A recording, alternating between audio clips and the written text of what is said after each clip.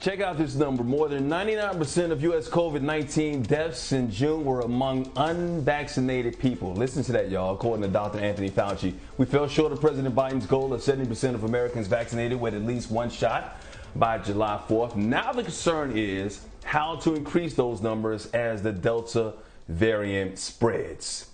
All right, joining us to talk about it is, he is back, Dr. Bernard Ashby, a cardiologist and the Florida State lead for the Committee to Protect Medicare. Welcome back. It's been too long, Dr. Ashby. Always love having you on the show. Initially, the vaccine numbers grew substantially each week. We was gone, right? We started this vaccination process, but then it slowed down. Now we're around 67%, once again short of that 70% that Biden want.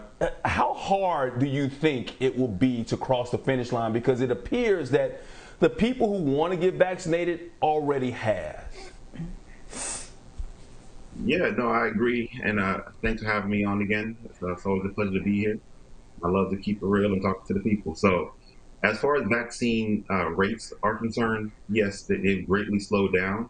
Now we're in a, not a supply and demand issue, but we have plenty of supply, but the demand is no longer there.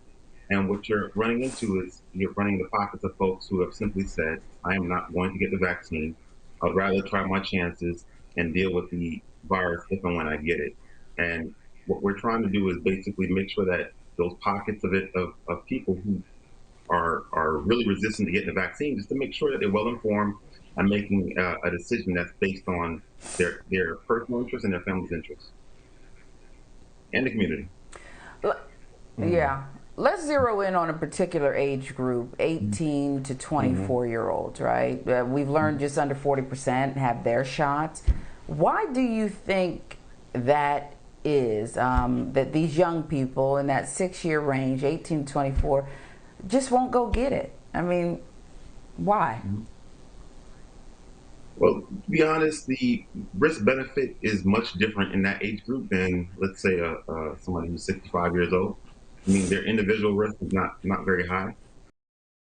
So the vulnerable population thus far has been vaccinated, meaning 55 and older, 50 and older, obese, diabetic, with the multiple risk factors that have shown to increase your risk of poor outcomes. And so, what you're running into is a much younger demographic who, based on all the data that we have thus far, indicates that they have a much lower mortality rate. However, they still have a pretty significant rate of long COVID syndrome, which is something that we want to make sure that they're well aware of when they make this decision not to take the vaccine. But aren't they the ones who, I mean, aren't they the ones who are spreading it, Dr. Ashby? I mean, you're talking about a group that many of them are still living off their parents. They party all the time. They don't appreciate the Versus franchise, okay? Aren't they the ones that are spreading it still? I mean, aren't they the ones who are doing this? Yes, no, 100%. They are the ones that are out there, not normally protecting themselves, not socially distancing, not wearing a mask. And they're certainly a primary vector for the virus. And so if you're trying to talk about controlling the spread of the virus from one individual to another, yes, that's a very important population. So, if they do increase their vaccination rates, we could do a much better job of controlling this pandemic. However, if you look at all the rates in all the states, I mean, we're dealing with the Delta variant. The rates have gone down. The vaccination program has been significant in its impact on hospitalization rates. And it's important to realize that even though the Delta variant is much more infectious, much more transmissible, the hospitalization rates have not had the same increase that we would expect without the immunity that we now have in the country. Okay. Yeah, we've been saying this forever. People not only have to protect themselves, but they got to protect other people from getting the virus as well. Hey, talk to me about this, because we talked to a doctor on Friday, and I brought this up because I hear a lot of people saying, hey, you know what, I think I've already had COVID-19. I got the antibodies. I don't really need the vaccine. And the doctor, I think he told us, like, hey, you should still get it because it hasn't been proven that the antibodies are that effective against especially this Delta variant. What's your opinion on this whole situation if you feel like you've had COVID-19 or you know you've had COVID-19 and you still don't want to get the vaccination? So this is controversial, but I'm going to basically keep it real. So we have plenty of data that indicates natural immunity thus far is just as good as vaccine immunity, meaning that we actually have real world data that shows that folks who have been infected with COVID-19, thus far, their reinfection rates are not any more higher than those who've gotten vaccination. Now, these studies that they discuss are looking at antibodies. Again, antibodies are not the entire immune system. They're just one aspect of the immune system. And so let me give you an analogy. If you're looking at somebody that runs track and you're comparing two people, if you're just looking at somebody's muscle mass and saying this person with higher muscle mass is likely to win the race, and not looking at other factors like, how slender their body is, or how long their legs are, you're not looking at the entire picture. The only determining factor is if they ran the race, who would win, right? And that's what we're seeing. The real world data out of the Cleveland Clinic, out of Israel, out of Qatar, all indicate that natural immunity is just as good as vaccine immunity. And that's a controversial take, but it's the real take, and we have to acknowledge the data. No, and we want to stick with science. I think we've been telling people, hey, follow the science, and the science says that. But let me use your track analogy. So if you're running track and you feel like you've already done your training for the race, you got the muscle mass or whatever that be in your antibodies, what's wrong with getting an extra dose of steroid shot to make sure that you win that race? So we have a saying in medicine, which is do no harm, meaning that if there is no benefit, but you're incurring a risk, then why are you doing it? And that's a very important point. So the CDC has recommended that folks get 2 doses of mRNA vaccines. Our outcome data does not support that. There's no data that indicates that there's no clinical studies that I'm aware of that has actually looked at the risk-benefit analysis of giving 2 doses over 1 dose.